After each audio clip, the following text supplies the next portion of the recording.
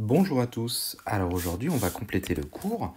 Donc le grand 3 c'est égalité de fractions.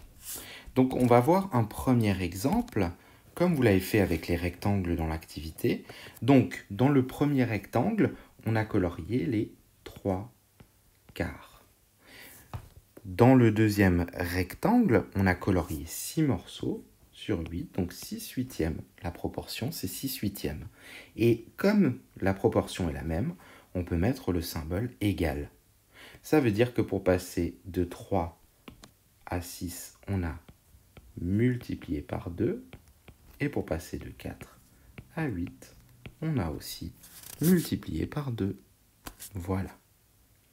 Donc, ce qui nous amène à écrire une propriété, c'est qu'une fraction ne change pas si l'on multiplie ou bien si l'on divise son numérateur et son dénominateur par un même nombre, mais il faut qu'il soit différent de 0. Alors, je vous donne un exemple. Donc, 2 cinquièmes égale combien sur 20 ? Donc, la question qu'on se pose, c'est pour passer de 5 à 20, qu'est-ce qu'on a fait ? Eh bien, on a multiplié par 4. Donc pour obtenir le numérateur, il suffit de multiplier par 4. Donc on obtient 8 vingtièmes. Donc c'est-à-dire que la fraction 2 cinquièmes est égale à la fraction 8 vingtièmes. Dans le deuxième exemple, pour passer de 20 à 2, on a divisé par 10. Donc le dénominateur, on va le diviser par 10, c'est-à-dire que la fraction 20 sur 30 est égale à la fraction 2 sur 3. Et ça va nous permettre, dans le troisième exemple, d'enlever les virgules dans les fractions. D'accord ? Donc par exemple ici, on a une virgule, mais pour l'enlever, ce qu'on va faire, c'est qu'on va multiplier par 100. 4, ça va donner 400. Et si on multiplie par 100, je vous rappelle, on décale la virgule de 2 rangs vers la droite, on trouve 157. Voilà. Donc on a bien ce qu'on veut. 157 sur 400, on a une écriture fractionnaire, donc une écriture avec une virgule, on l'a transformée en fraction. Alors j'ai fait une petite remarque, cette propriété est utilisée pour simplifier des fractions, c'est-à-dire pour les écrire avec un numérateur et un dénominateur plus petits. Donc par exemple 24 soixantièmes, on n'aime pas trop cette fraction, parce qu'elle est un petit peu, grande. Il y a des... 24 et 60 sont un petit peu grands. Donc tout simplement, on va essayer de la simplifier.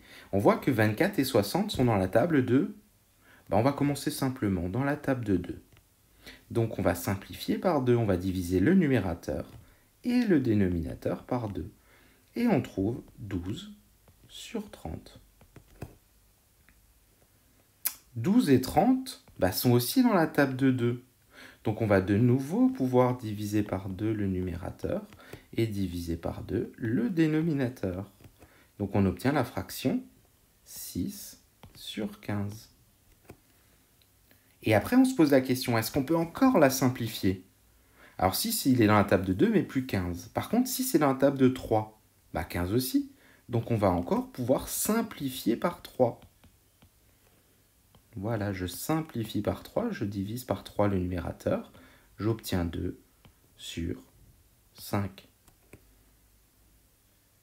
Et ensuite, 2 il est dans la table de 2, 5 dans la table de 5. On ne peut plus le simplifier. Donc c'est-à-dire qu'on est parti d'une fraction, d'une grande fraction, 24 soixantièmes, et qu'on l'a simplifiée en une fraction 2 cinquièmes. Et c'est exactement le même nombre. Donc plutôt qu'utiliser 24 soixantièmes, on pourra maintenant utiliser 2 cinquièmes, qui est beaucoup plus facile à utiliser. Voilà, je vais vous laisser noter tout ce cours et ensuite vous pourrez faire plein d'exercices. À bientôt!